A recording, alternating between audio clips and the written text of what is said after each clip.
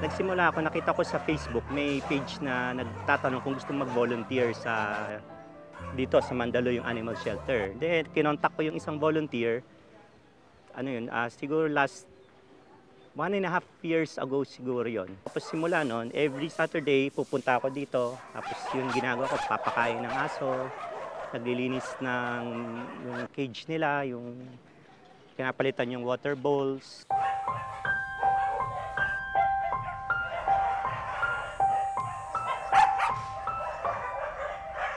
Nagsimula akong magkahilig nung nagkaroon kami sa farm namin, nagkaroon kami ng mga aspin.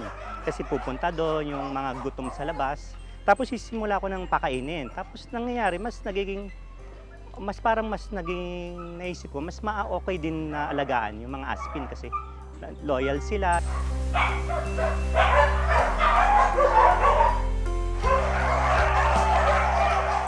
Yung Health Mass Dog, siguro noong 2010, nung bumisita ako dito sa Pound. Kasi ang pagka-introduce pa before sa facility, it was a shelter. Akala ko shelter. Took a while and several visits bago ko na pagtagpi-tagpi na kulang sa pagkain.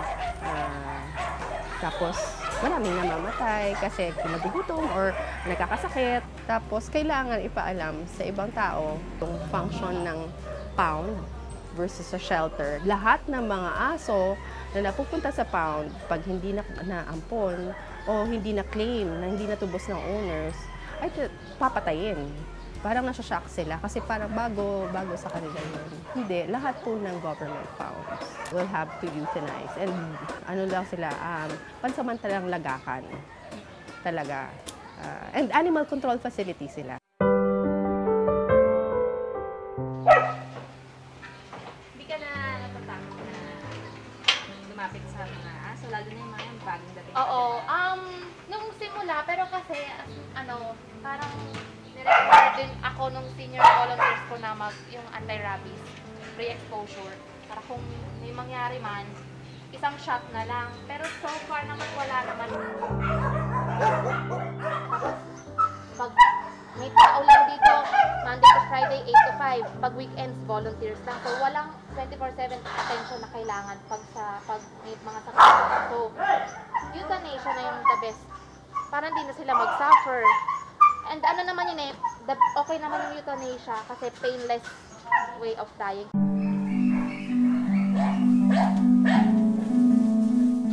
So akala nung iba, pag ayaw na nila, dadalhin nila dito?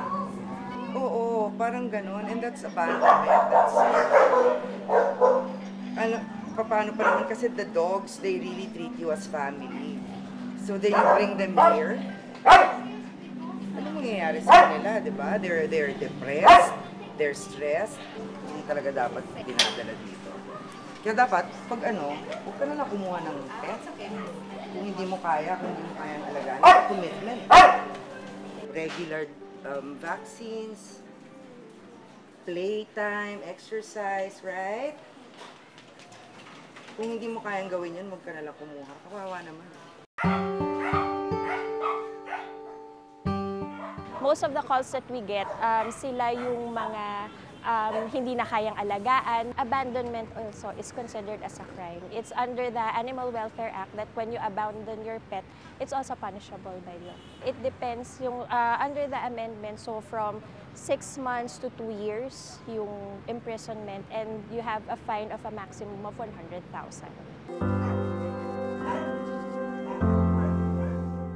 Yung ibang groups, honestly, pag nanghihingi ng deposit sa account ko, ganon-ganon, doon kami parang sure ba na napupunta yan sa dog?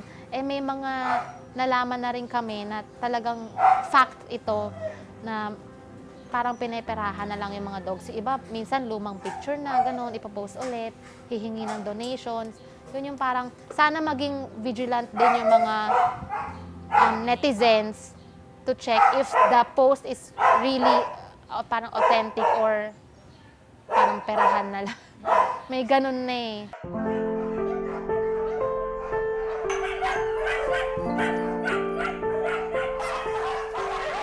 Si George, siya yung pinakamasungit, pero kasi nung bago ako, hindi pa, ano siya, super sungit niya, lahat, galit siya sa lahat. Na-challenge ako na, kailangan mapabait ko to.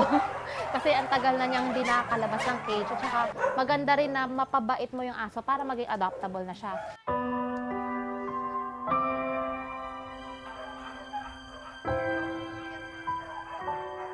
How to volunteer, dapat handa ka sa minimum volunteer service requirement.